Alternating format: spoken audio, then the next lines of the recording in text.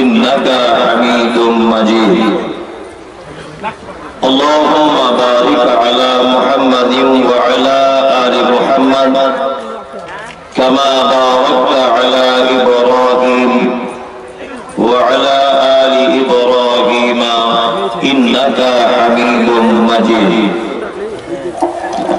رب اشرح لي صدري ويسر لي أمري واحلل عقدة من لساني يفقهوا قولي رب زدني علما آمين. وقال الله تعالى أعوذ بالله من الشيطان الرجيم ضرب الله مثلا للذين آمنوا امرأة فرعون إذ قالت رب ابن لي عندك بيتا في الجنة ونجني من فرعون وعمله ونجني من القوم الظالمين. আজকের জলসার সুযোগ্য নির্বাচিত যোগ্যতম সভাপতি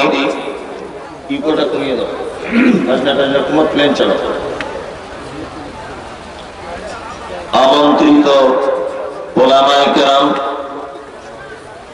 বিজ্ঞাপিত অবিজ্ঞাপিত আজকের জলসার অতিথিবৃন্দ, শ্রোতা হিসেবে যারা এসেছেন, চলে গেছেন, আসছেন, নারী পুরুষ আবাল বৃদ্ধ বনিতা নির্বিশেষে সকলকে জানাচ্ছি আন্তরিক শুভেচ্ছা, ভালোবাসা, প্রেম, মোবারকবাদ, ধন্যবাদ, সাধুবাদ, স্নেহাশিস যথাক্রমে শ্রেণীগতভাবে। আলহামদুলিল্লাহ, এতক্ষণ পর্যন্ত আপনারা হাদিস এবং কোরআনের আলোকে অনেক ওলামায়ে কেরামদের কাছ থেকে গুরুত্বপূর্ণ আলোচনা শুনেছেন। আমি দোয়া করি সেই কাবার মালিকের কাছে, যিনি কাউকে বলার, কাউকে শোনার, কাউকে পরিচালনা করার তৌফিক দান করেছেন। আমি সে মহান রব্বুল আলামিনের কাছে এটা চাই যে আল্লাহ, তুমি আমাদের সকলকে এতক্ষণ পর্যন্ত যারা আমরা আছি দিনের জন্য কবুল করে নাও, আমিন। আমি পবিত্র গ্রন্থ মুকুট আল কোরআনুল কারীমের ছোট্ট একটি আয়াত আপনাদের সামনে তেলাওয়াত করেছি। এই আয়াতকে কেন্দ্রবিন্দুতে রেখে কিছু কথা আলোচনা করব। ওমা তৌফিক ইল্লা বিল্লাহ আলাইহি তাওয়াক্কালতু ওয়া ইলাইহি উনীব। বক্তব্যের বিষয় ইসলাম ও নারী। এই ব্যাপারে কিছু গুরুত্বপূর্ণ কথা আলোচনা করার চেষ্টা করব ইনশাআল্লাহ। এই ব্যাপারে কথা বলতে গিয়ে সর্বপ্রথম আপনাকে আমি যেটা বলবো সেটা হচ্ছে এই যে সারা পৃথিবীতে আমরা যত যা কিছু দেখতে পাই, সেটা স্বাভাবিক হোক, আশ্চর্য কোন বিষয় হোক, এর সমস্ত বিষয়ের মূলে সব থেকে বড় অবদান যদি কারো থাকে তার নাম নারী। আজকে আমি বক্তা, সারা পশ্চিম বাংলা, আসাম, ত্রিপুরা, বাংলাদেশ সব জায়গাতে বক্তব্য দিয়ে বেড়াচ্ছি। আর আমি এখানে এসেছি এই কারণে আপনারা তার টানে অনেক মানুষ এসেছেন। এই যা কিছু এত সুন্দর পরিবেশ যদি আমাকে কেন্দ্রবিন্দু করেই যদি হয়, তাহলে ভেবে দিতে হবে যে এর পিছনে একজন নারীর 100% অবদান আছে, সেটা হচ্ছে আমার মা। সারা পৃথিবীতে আমার পাশে বসে আছেন বাম দিকে আপনাদের এলাকার কৃতি সন্তান, আমতলা মাদ্রাসার প্রধান শিক্ষক। ওনার দায়িত্বে মাদ্রাসাটা চলছে, সমস্ত মাদ্রাসা তিনি প্রধান। এই প্রধানের পিছনে সব থেকে বড় যে অবদান রয়েছে, যে মহান মানুষটি, তিনি হচ্ছেন ওনার মা। শুধু তাই নয়, সারা পৃথিবীতে যত মনীষীদের জন্ম হয়েছে, প্রত্যেক মানুষের জীবনী যদি আপনি পড়ে দেখেন, তার সিংহভাগ অবদান থাকে তার মায়ের। কি বললাম বুঝলেন? ওই জন্য কাজী নজরুল বলেছেন, গোটা বিশ্বের যত সৃষ্টির চির কল্যাণকর, অর্ধেক তার করিয়াছে নারী, অর্ধেক তার নয়। সারা পৃথিবীতে আমরা যত যা কিছু দেখি, এর প্রতিটা জিনিসের পিছনে পুরুষের যেমন অবদান রয়েছে নারীরও তেমন। আমি আপনাদের সামনে বক্তব্য রাখবো ইসলামে নারীর মর্যাদা, ইসলাম ও নারী। যদি বলছেন তাহলে কি পুরুষ মানুষদের ব্যাপারে কিছু বলবেন না? আপনি বসুন, তারপরে বুঝতে পারবেন। এক, আল্লাহ সুবহানাহু ওয়া তাআলা মানুষকে পৃথিবীতে তৈরি করেছেন চারটে পদ্ধতিতে। কটি পদ্ধতিতে? চারটে। অনেক কিছু আপনি শিখতে পারবেন, চুপচাপ বসে থাকুন, জানতে পারবেন অনেক কিছু ইনশাআল্লাহ। এক, মানুষকে তৈরি করা হচ্ছে ফাইন্না খালাকনাকুম মিন তুরাবিন, মানুষকে সৃষ্টি করা হয়েছে মাটির উপাদান দিয়ে। আচ্ছা, আদম আলাইহিস সালামকে তৈরি করা হয়েছে কি দিয়ে? কি দিয়ে? মাটি। হ্যাঁ। আচ্ছা, আপনাদের জানা আছে যে আদম আলাইহিস সালাম ছাড়া পৃথিবীর দ্বিতীয় কাউকে মাটি থেকে বানানো হয়েছে এরকম রিপোর্ট আছে? নাই। তারপর আদম আলাইহিস সালাম জান্নাতের ভিতরে থাকলেন, আল্লাহ সুবহানাহু ওয়া তাআলা জান্নাতের ভিতরে আরাম আয়েশের ভিতরে রাখলেন।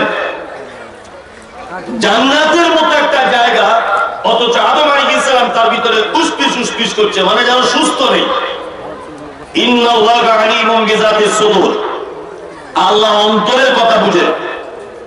আল্লাহ বুঝতে পারছেন যে জান্নাতের মতো একটা জায়গা, তবু আদমের ভালো লাগছে না, তার মানে একটা বউ লাগবে। তার পাঁজরের হাড্ডি থেকে বানালেন তাকে হাওয়া আলাইহিস সালাম। আচ্ছা, পৃথিবীতে আর দ্বিতীয় কাউকে হাড্ডি থেকে তৈরি করা হয়েছে জানা আছে? না। তাহলে দুটো পদ্ধতি হলো, একটা মাটি আর একটা হাড্ডি। আমাদের মাঝে একজন নবী এসেছিলেন, এই নবীটির নাম হচ্ছে ঈসা আলাইহিস সালাম। বাপের নাম নাই, বাপ নাই, মায়ের নাম মারিয়াম। আচ্ছা, পৃথিবীতে ঈসা ছাড়া আর দ্বিতীয় কোন মানুষ বিনা বাপে এসেছে জানা আছে? নাই। নাই। তার মানে তিনটা পদ্ধতি বললাম। আর একটা পদ্ধতি হচ্ছে স্বামী আর স্ত্রীর মিলনের ফলে পৃথিবীতে মানুষের জন্ম। এই পদ্ধতিটা আজ পর্যন্ত আছে। আমার আব্বা মা পর্যন্ত ছিল, আমি আমার স্ত্রী পর্যন্ত আছে, আমার বেটা বৌমা পর্যন্ত আছে।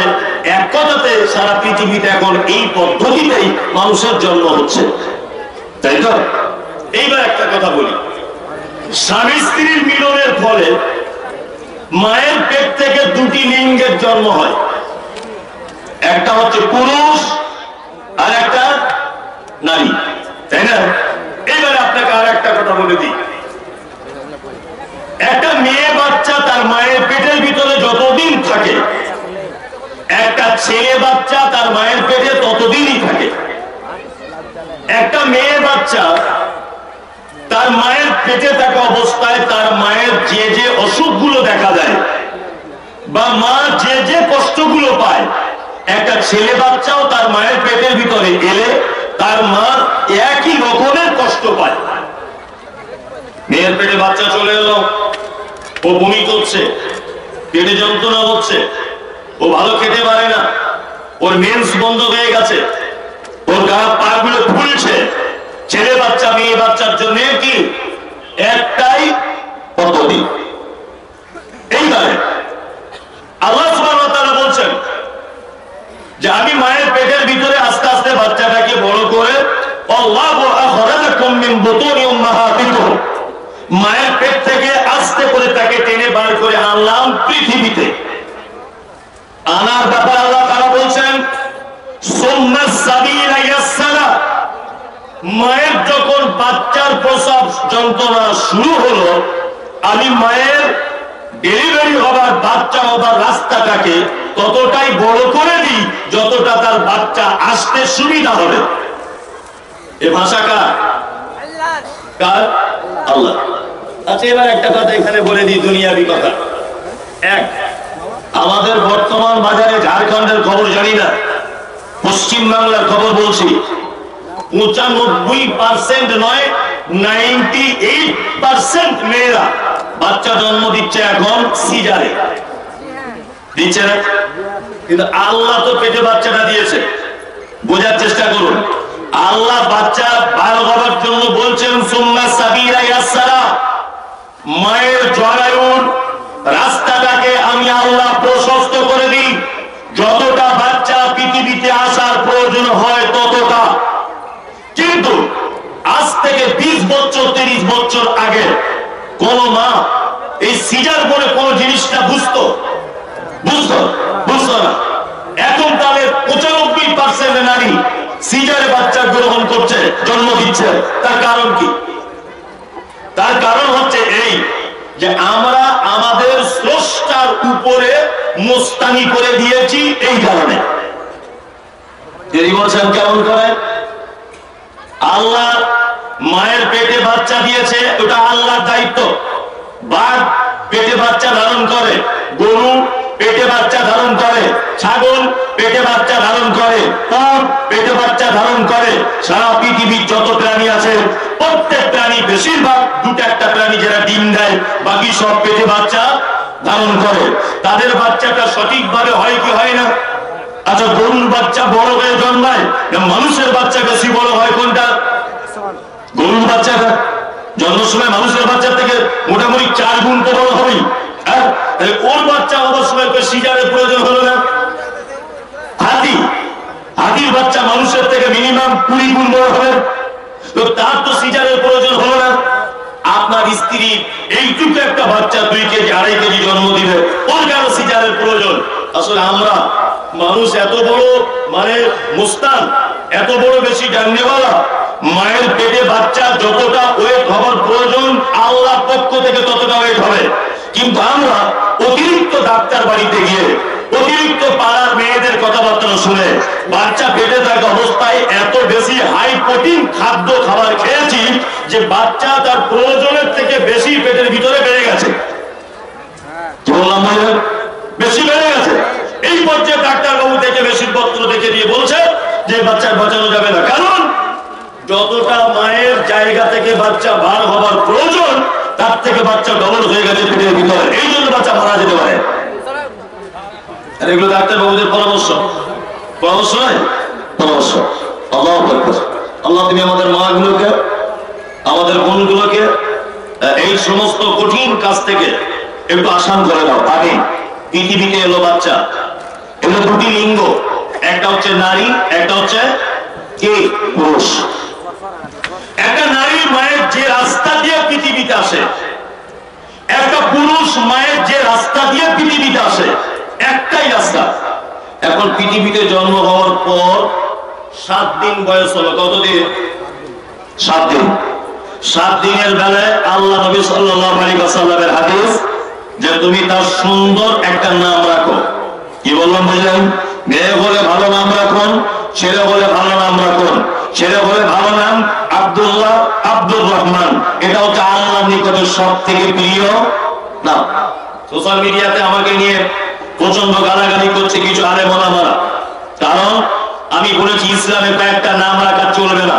শায়েখ বসে আছেন, যোগ্য আলেম, প্রয়োজনে উনি ব্যাপারটা পরে ব্যাখ্যা করবেন। আমি বলেছি জাহাঙ্গীর নাম রাখা যাবে না, শাহজাহান নাম রাখা যাবে না, গোলাম রসুল নাম রাখা যাবে না, গোলাম নবী নাম রাখা যাবে না, গোলাম মাহবুব নাম রাখা যাবে না, ইয়াসিন, তাহা, এই সমস্ত যত শব্দ কোরআন মাজিদে এসেছে এইগুলোকে বলা হয় হুরুফে মুকাত্তিআ, বাংলাতে বলা হয় বিচ্ছিন্ন অক্ষরমালা। আপনি আপনার বাচ্চাকে একটা নাম রাখুন, নামের অর্থটা যেন ভালো হয়। ভালো করে বোঝার চেষ্টা করবেন। পবিত্র আল কোরআনে 29টি শব্দ আছে, ইয়াসিন, তাহা, আমিন, আলিফ লাম মিম, আলিফ লাম মিম র, কাফ হা আইন সোয়াদ, আলিফ লাম মিম সোয়াদ, এই সমস্ত যত শব্দগুলি আছে এই শব্দ দিয়ে বাচ্চাদের নাম রাখা ঠিক নয়। কারণ এর অর্থ নেই। আমি ফতোয়া দিচ্ছি না, কিন্তু ফতোয়া আলাদা। এই সমস্ত নাম ইসলাম সমর্থন করে না। যদি বলছেন মৌলভী সাহেব আমার নাম শাহজাহান, শাহজাহান নাম রাখা চলবে না। যদি বলেন আমার এখন বয়স 30 বছর, আমি কি করবো? 30 বছরে আপনি আকিকা দিয়ে নাম চেঞ্জ করে দেন। 30 বছরই তার সরকারে আপনি আকিকা দিয়ে দেন, একটা দিয়ে নাম চেঞ্জ করে দেন। কারণ আল্লাহ কিয়ামতের দিন প্রত্যেক ব্যক্তির সুন্দর নাম ধরে তার কাছে রাখবেন। বেটার নাম রেখেছে ফিটু, নাম রেখেছে ফটি, এসব নাম আছে না? আছে ভর্তি এসব ঝাড়খণ্ড আর বাংলাতে। না হিন্দু নাম, না মুসলিম নাম, না তেলেগু। ও কোন ভাষা ফটি ফিটু এটা বোঝাই বড় মুশকিল। কোন ভাষা যে নামটা রেখেছে, আল্লাহ সুন্দর নাম রেখে দেন। এইবার আপনাকে বলছি, এই নাম রাখা পর্যন্ত আর মায়ের পেট থেকে বার হওয়া, মায়ের পেটের ভিতরে থাকা, এই সমস্ত যত কথা বললাম, নারী পুরুষের কোন ডিফারেন্স আছে? আছে? নাই। চলুন, 7 দিনে শুধু নাম রাখলে হবে না, আকিকা দিয়ে দিতে হবে। ছেলে বলে 2টো বকরি দিয়ে দেন, মেয়ে বলে 1টা বকরি দিয়ে দেন। গরিব মানুষ দিতে পারছেন না, টোটালি ছেলে হয়েছে 1টা বকরি দিয়ে দেন, তাতে কোনো সমস্যা হবে না। কি বললাম বুঝলেন? 7 দিনের দিনেই আকিকা দেওয়া লাগবে। যদি বলছেন মৌলভী সাহেব আমার অবস্থা খারাপ, দিতে পারেনি, এই একটা ছাগলের দাম কত? 2000 টাকা ছাগল মিলে যায়, 3000 টাকা ছাগল মিলে যায়। তোমার স্ত্রীকে আজকে রাতের বাচ্চা পেটে এসে কালকে সকালে হয়েছে নাকি? 8 মাস 9 মাস ওর পেটে বাচ্চা ছিল। 8-9 মাস তুমি প্রত্যেক দিন 20 টাকা করে দিবে এক যে জায়গায় সাইড করে করে রাখতে। আকিকা দিতে পারতেন কি পারতেন না?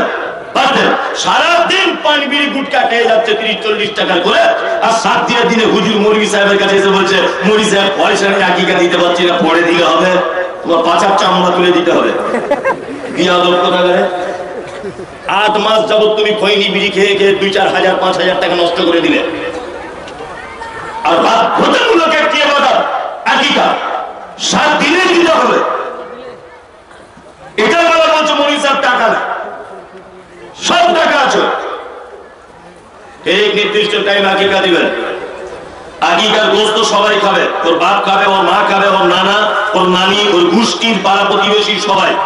ও জাল দিয়ে খাওয়াতে পারে, রেঁধে খাওয়াতে পারে, কাঁচা দিতে পারে, ভেজে দিতে পারে, যেভাবে ইচ্ছা সবাই মিলে খেতে পারে, কোনো সমস্যা নেই।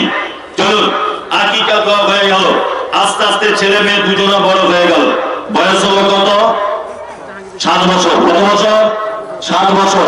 মুহাম্মদ সাল্লাল্লাহু আলাইহি ওয়াসাল্লাম তিনি বলছেন, তুমি তোমার বেটা আর বেটিকে নামাজের আদেশ করো।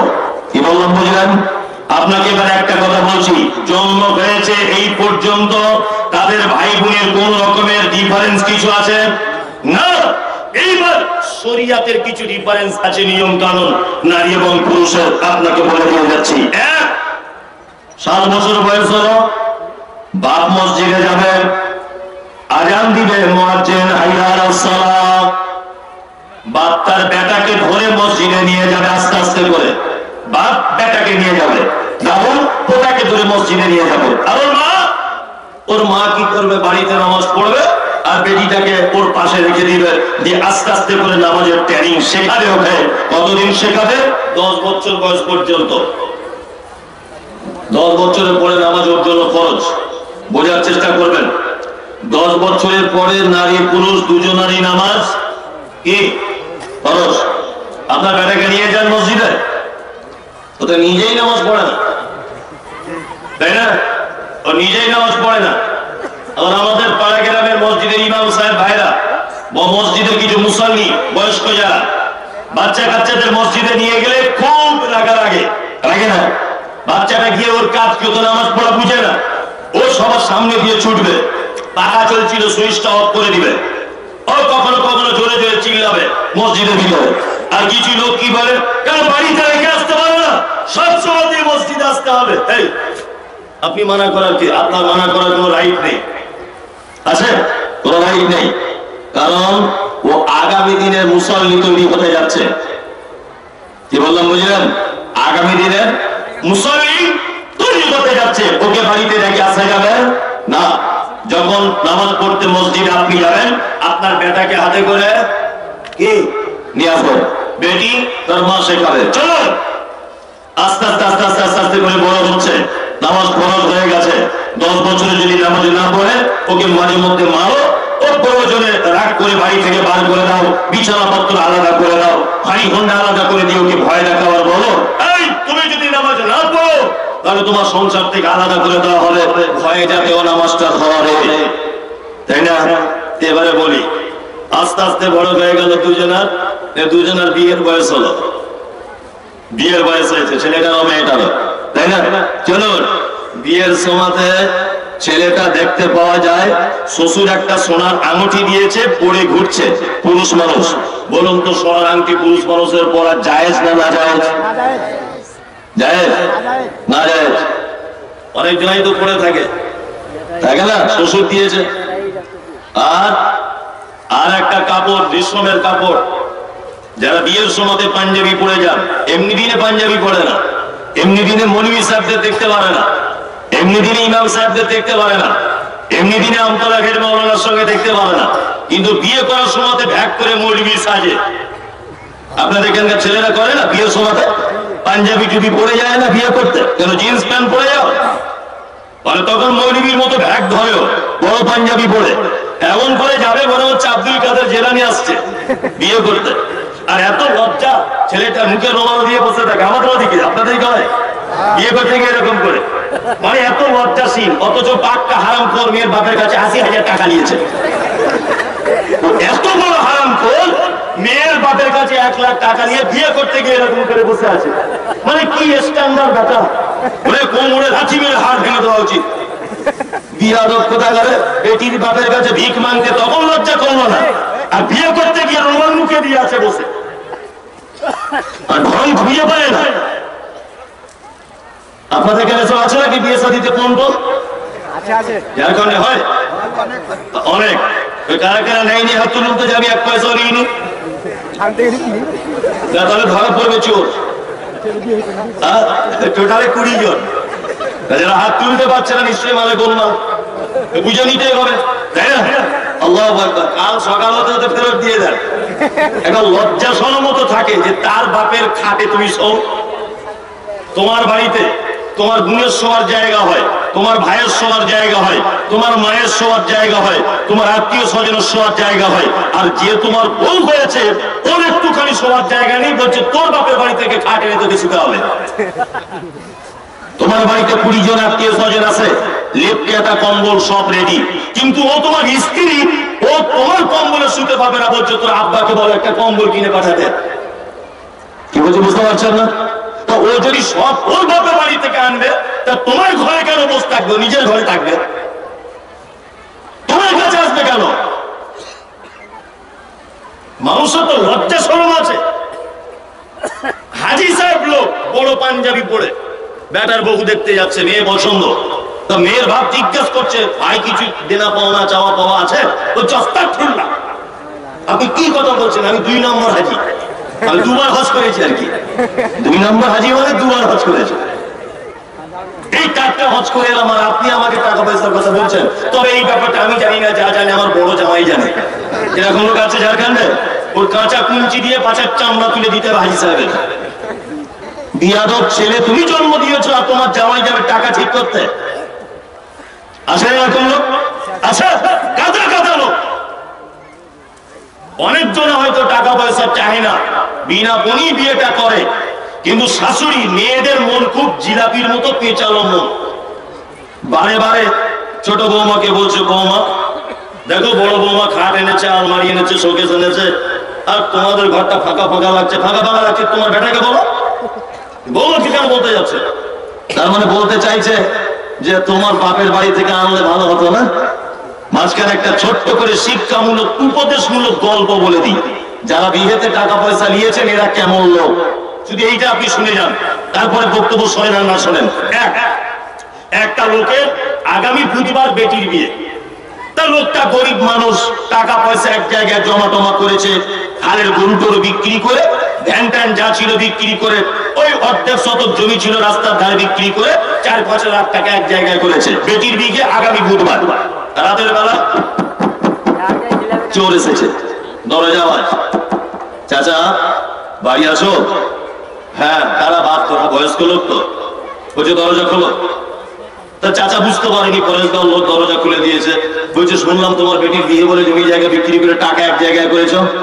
বলছে হ্যাঁ বাপ, তোরা কি করে জানলি? যে সব জানি, টাকা বার কর। এমন মারা মারবো তো 12:30 বাজিয়ে দেবো। চাচা তখন বলছে দেখ বাপ, তোরা টাকাটা লিস না, টাকা নিলে আমার বেটিটা বিয়ে দিতে পারবো না। চোর কোনোদিন ধর্মের কথা শুনে? কোনোদিন শোনে? শোনে। এখন চাচা যখন টাকা বার করছে না, তখন চোরগুলো মেরেছে চাচাকে এক ঘুষি একদম। ও গিয়ে 4 ফুট দূরে পড়েছে। ও যখন পড়েছে আওয়াজ হয়েছে ধম করে, চাচির তখন ঘুম ভেঙে গেছে, মানে ওর স্ত্রী তখন বলছে আরে বাপ তোরা কারা? বুড়োটাকে মারছিস কেন রে? বলছে যেমন ওকে দিয়েছি তেমন তোকেও দিব, টাকা যা আছে ঘর থেকে বার কর। বলছে দেখ বাপ, টাকা নিস না, বুধবারের দিন আমার বেটির বিয়ে, তোদের পায়ে ধরে বলছি টাকা নিস না। চোর কোনোদিন ধর্মের কথা শোনে? শোনে না। চাচি তখন ওর বাক্স থেকে 3 লাখ টাকা বার করে আর ঘুমন্ত বেটিটাকে তুলে চোরেদের হাতে দিয়ে বলছে যা বাপ, টাকাটাও নিয়ে যা, বেটিটাকেও নিয়ে যা। কারণ হচ্ছে এই টাকা নিয়ে যদি চলে যাস, বেটিটার বিয়ে দেওয়া হবে না। এই টাকাটার উপরই নির্ভর করছে আমার মেয়ের বিয়ে। এক কাজ কর, টাকা যদি নিয়ে যাস, বেটিটাও সহায়ক হয়ে যাবে। ওই জন্য ঘুমন্ত বেটিটাকেও তোদের হাতে তুলে দিলাম। ওই রাস্তায় কোথাও গিয়ে কেটে নদীর পাড়ে ফেলে দিবি, তবুও ভালো। চোরেরা তখন বলছে তোমার মতো বোকা আমরা নাকি? বেটি নিয়ে গেলে রাস্তাতে পুলিশ আছে, ধরবে, টাকা দিয়ে দাও, নিয়ে চলে যায়। তাহলে চোরেদের একটা কোয়ালিটি, একটা বৈশিষ্ট্য, একটা গুণ, শুধু টাকা নিবে, বেটি নিবে না। আর আমাদের বেটার বাপেদের এমন গুণ, টাকাও নিবে, বেটিটাকেও নিবে। তাহলে বলুন তো চোর ভালো না এরা ভালো? চোরের তবু জাত আছে, চোরের তবু গুণ আছে, শুধু বেটিটা টাকা নিবে, বেটি নিবে না, তাই না? আরে এত বড় হারাম খোর, টাকাও নিবে আবার ওর বেটিটাকেও নিবে, তাই না? কথা বাস্তব না অবাস্তব? একদম। ও সাবধানে থাকুন। চলুন, বিয়ে করতে যাওয়ার সময় একটা পাঞ্জাবি পরে যায়, তার কাপড়টা রেশমের হয়।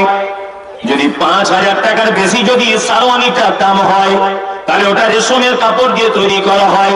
বিশ্ব নবীর হাদিস হলো এই, পুরুষ মানুষের জন্য রেশমের কাপড় ব্যবহার করা হারাম।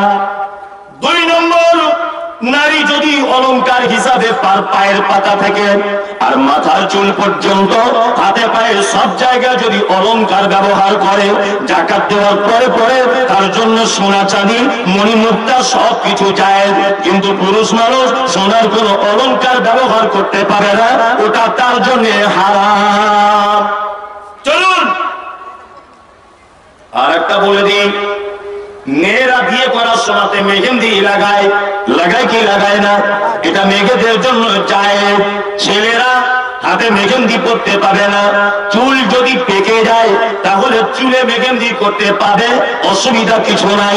এই জায়গায় ডিফারেন্স। আর একটা ডিফারেন্স বলি, আপনার মসজিদে নামাজ পড়তে গেছেন, ইমাম সাহেব জামাত শেষ করে দিয়েছেন, আপনি একা একা তাকবীর দিয়ে নামাজ পড়ছেন, আর একজন লোক সেও তার জামাত ছুটে গেছে, ও মসজিদে এসেছে নামাজ পড়বে বলে। বলুন তো দেখি, আপনি যদি ইমাম হন, ওই লোকটা আপনার কোন দিকে দাঁড়াবে? ডান দিকে দাঁড়াবে। আর একটা লোক এলো, ওই লোকটা কোন দিকে দাঁড়াবে? বাম দিকে। বাম দিকে বলো না, গাড়ির চাকা জ্যাম। কি বললাম বুঝলেন? ওই জন্য একটা কথা বলে দিচ্ছি, শুনে না, আমি একটাও যদি এখানে কোনো ভুল কথা বলে দিই, তা সাহেব উনি আমাকে নোট করছেন মনে মনে, পরবর্তীতে আমার সংশোধন করে দিবেন, দিলে খুব উপকৃত হবে। ওর জন্য আমি দোয়া করবো যতদিন বেঁচে থাকবো। পদ্ধতি হচ্ছে এই, যে জমাত যখন শেষ হয়ে যাবে, আপনি একা যদি মসজিদে নামাজ পড়েন, আপনার উচিত হবে সামনে একটু জায়গা ফাঁকা রাখা। কারণ 3 জন পুরুষ মানুষ এক কাতারে সোজাসুজি করে সালাত আদায় করা যাবে না, ইমামকে আগে বেড়ে যেতে হবে।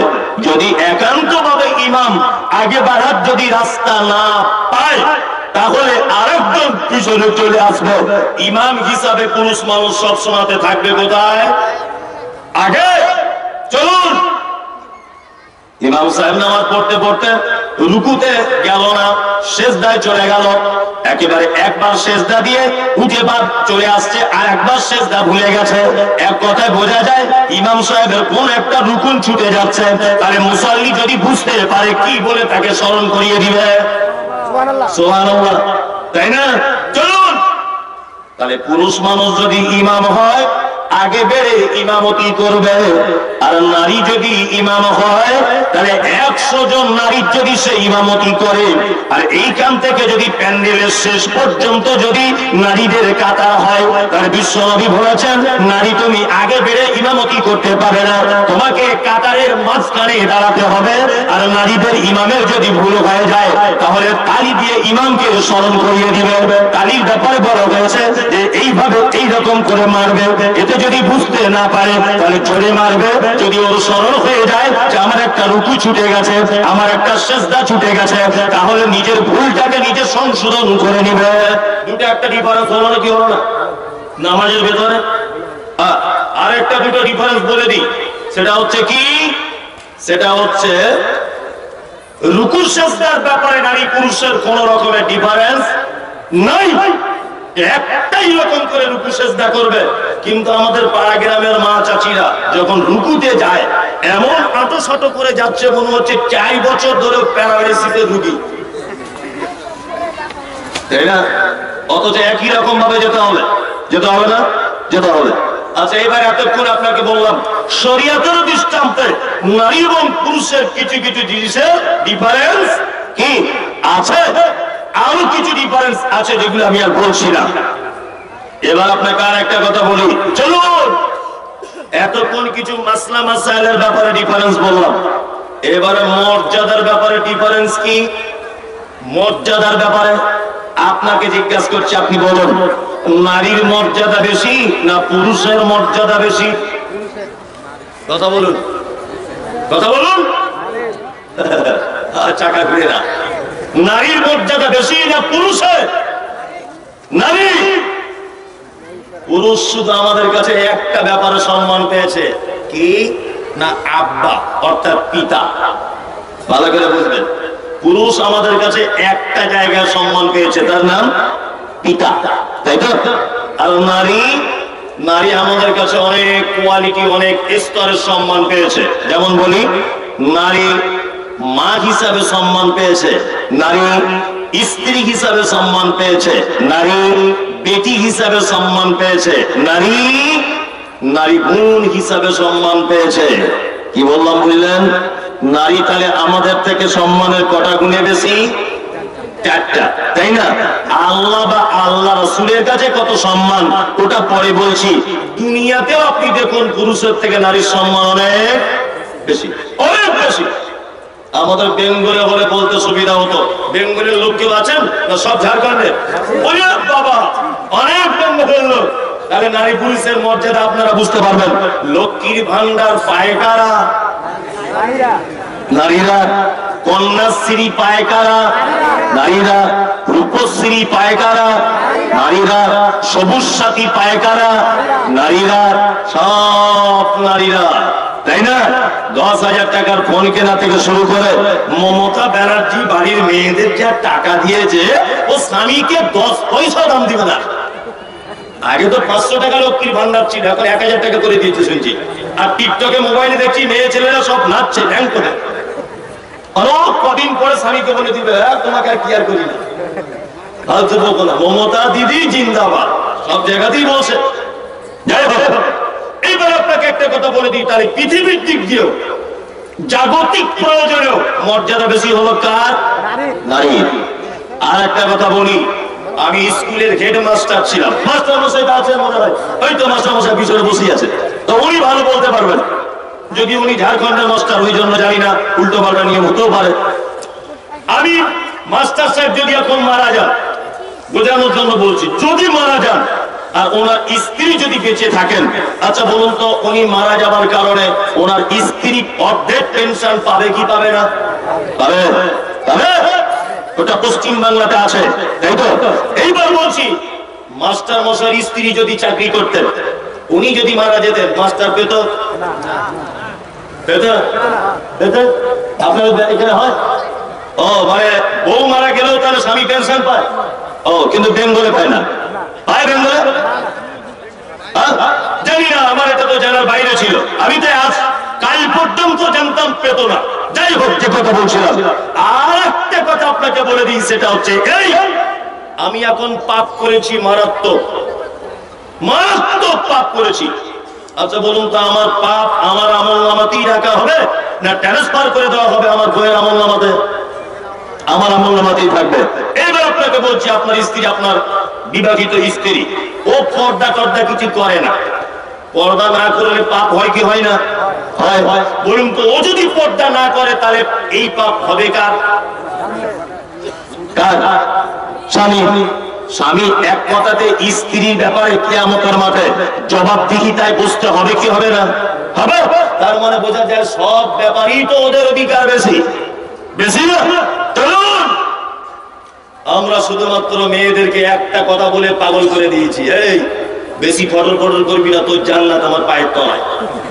আমি যা করবো করবো, তোর জান্নাত যদি পেতে চাস আমার পায়ের তলায় তোর জান্নাত। আর ও মেয়ে ছেলে মানুষ বুঝে না, ওর ভয়ে থাকতে করে কাঁদছে, এদের আমার হারিয়ে যাবে মানে জান্নাত। বেশি বাবা কথা বলে দরকার নেই, যা পাচ্ছে করুক। আমি মুমতাজুল ইসলাম বলছি, স্বামীর পায়ের তলায় জান্নাত এটা মিথ্যা কথা।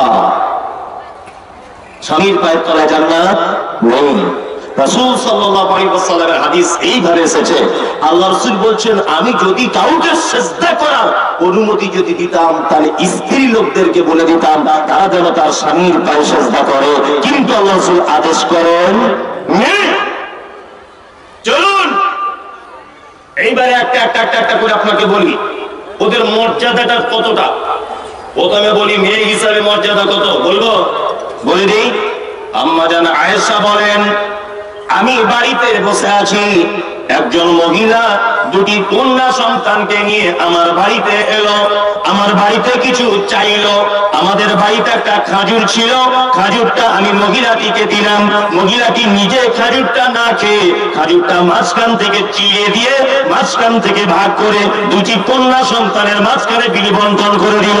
আল্লাহ রাসূল বাড়িতে এলেন, বিশ্ব নবীর বিবি আয়েশা বলছেন, ইয়া রাসূলুল্লাহ, আজকে একটা চমৎকার ঘটনা ঘটে গেল।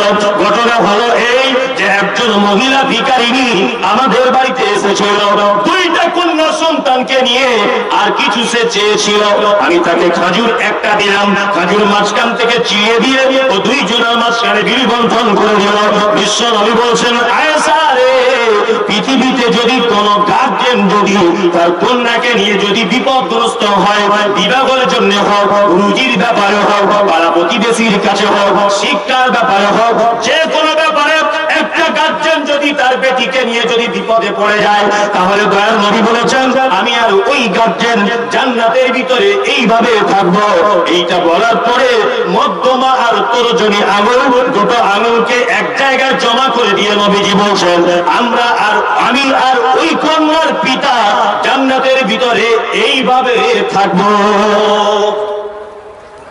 এই আপনাকে সোশ্যাল মিডিয়াতে আবার আমি বলে দিয়েছি, এর আগেও আবার বলছি, ইমাম শাফিঈ বলছেন, ইমাম শাফিঈর একটা উক্তি হচ্ছে এই, ইমাম শাফিঈ রাহিমাহুল্লাহ তিনি বলছেন, সন্তান এটা আল্লাহর পক্ষ থেকে নিয়ামত, নারী হোক বা পুরুষ হোক।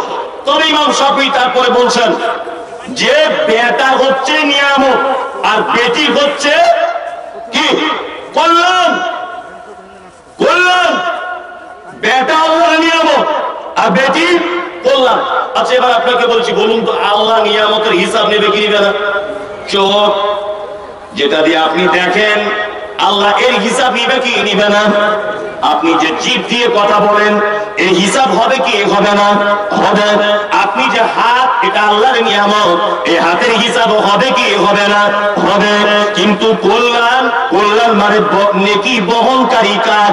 তার মানে ইমাম শাফিঈ বোঝাতে চেয়েছেন যে যে বাড়িতে বেটি থাকে, যে বাড়িতে কন্যা সন্তান থাকে, ওই বাড়িতে যেন কল্যাণ আর নেকি বহন করা হয়। ওই জন্য আপনাকে বলছি, বাজারের সব থেকে দামি খাবার আপনার বেটিকে খাওয়াবেন, বাজারের সব থেকে দামি জামাটা আপনার বেটির জন্য কিনে আনবেন, বাজারের সব থেকে দামি জুতা আপনার বেটিকে এনে দেবেন। আপনার বেটি যা চাইবে শরীয়ত বিরোধী যদি কিছু না হয় তার পিছনে আপনি খরচা করুন, কারণ আপনার থেকে ভাগ্যবান পুরুষ আর কেউ আছে যে আপনি এই বেটির কারণে নবীজির সাথে জান্নাতে থাকবেন। 4 বার হজ করেছেন, 20 লাখ টাকা খরচা, নবীর সাথে জান্নাতে থাকবে কথা হাদিস কোরআনে নাই। বোঝার চেষ্টা করুন। মাদ্রাসায় দান করেছেন 5 লাখ, নবীর সাথে জান্নাতে থাকার সৌভাগ্য আপনার হয়নি। কি বললাম বুঝলেন? কিন্তু আপনার যদি বেটি যদি থাকে আর ওইটাকে যদি আপনি ভালো করে লালন পালন যদি করেন,